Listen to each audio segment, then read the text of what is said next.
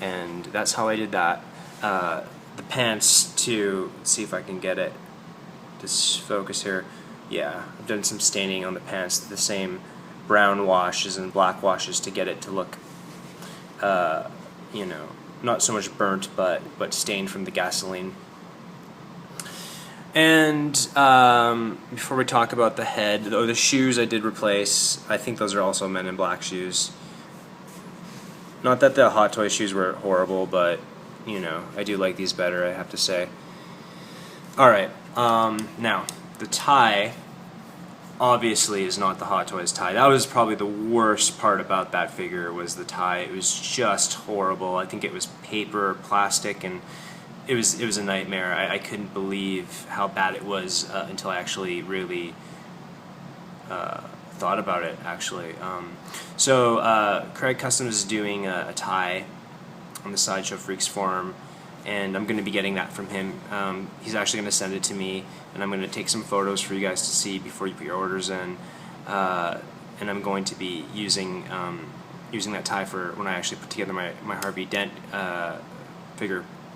However, this tie is from Kato, actually. Kato was nice enough to sell me just the tie on its own, and obviously it's incredibly perfect, and you know, Craig's is going to be great as well, and I'm glad to be getting both of them so I can use it for my Harvey Dent figure.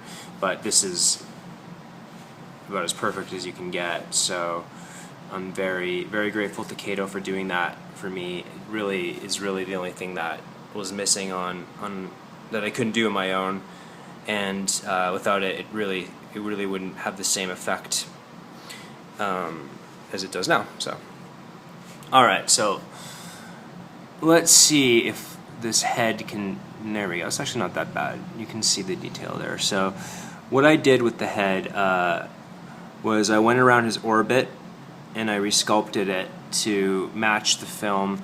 The original head didn't have accurate detailing here. Let me see if I can get him to stand. There we go.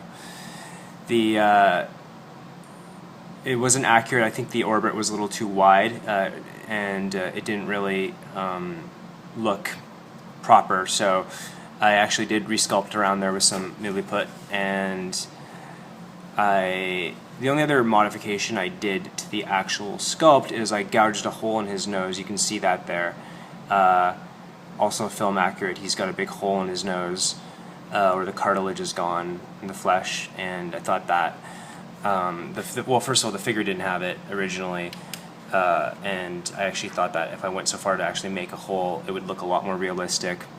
I didn't repaint the left side of his face. It's not as good as current Hot Toys paint jobs, but you know, it's not worse. It's not awful either. But you can see down the center of his face, it's a little bit less symmetrical, and I did that by actually just taking goof off, which I love goof off, and just scraping away some of the paint, and it actually broke it up a lot like that, and got some of the flesh on the right side, on the burnt side, and some of the burn on the left side, so it's not quite as symmetrical. And again, of course, I obviously followed the film stills as much as I absolutely could to make sure that that looked as symmetrical as possible. Now I went and I repainted the jawbone and the orbit bone a little bit more bone color. Hot Toys had that. It was a little too cool. I put a little bit more warms and grays in there to kind of make it look more like bone, and I have to say that it's a huge difference. You notice it now, and it makes him look a lot more menacing and also more film accurate. Now, for this burn effect, which you can see, not when I shake the camera like that, but you can see here that he's got this ash kind of burn effect, and I'm sure there's a lot of different ways that somebody would go and do this. I saw somebody in the forum tried real ash, and I don't know what Seb tried on his. I think he might have tried real ash as well, and his looked great. I tried that and it didn't really work, so kind of, I don't even know why I attempted this or why I thought it would work, but I think it worked pretty well. As I actually took some sandpaper, some grit, and I gritted it together and the sand, you know, the grit from the sandpaper kind of came loose, and I just gritted it right into some black paint, some semi-gloss black paint, and then I just kind of actually, sorry, no, I didn't do that.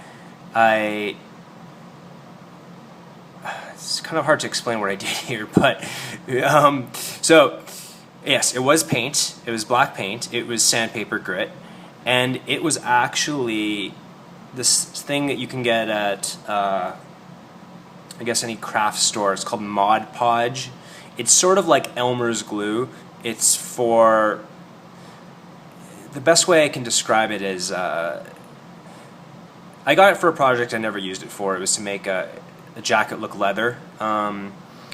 It sort of has the same effect as Elmer's glue, given that you can glue things together with it, fabrics or papers or whatever, but it's also, it sort of acts like a starch. Anyways, what it did was it gave the grit here a little bit of a shine, and it made it stick to his actual head. So that's why it looks, you know, you can certainly see, for example, let me focus here, you know, it's not smooth, there's little grains and grit and all that, and it's all stuck, it's all essentially glued on to his head. And then the black semi-gloss, or it might have even been flat, and it just looks shiny with the Mod Podge, but that's all, you know, mixed in with it, what really gives it this kind of charboiled, burned effect, kind of, it's a lot more detailed looking and more realistic looking than the sculpt alone showed before. But, you know, I didn't go and I didn't repaint, you know, the pink parts there, and even the base part is all, you know, the purplish look is still kind of showing through. So it wasn't a full repaint, which I'm not sure if it would have looked better, but let's just say that I'm really happy with where it is right now. So that's basically it, and much more happy with this figure. If they do eventually release another Two-Face, you know, I'm sure parts will be better. Well, I'm sure it'll be certainly better than the old one. Parts of this will probably be better than mine, and maybe I'll hate this, maybe I'll like it more. Hard to tell. And then again, they may not release it anyway. So just in case they don't, I can put this on the shelf and not only tolerate it now, but I can actually really think it's really cool and badass, and be proud of it and make it almost a focal piece, like I would really want Two-Face to be for my Batman collection. Alright, thanks guys.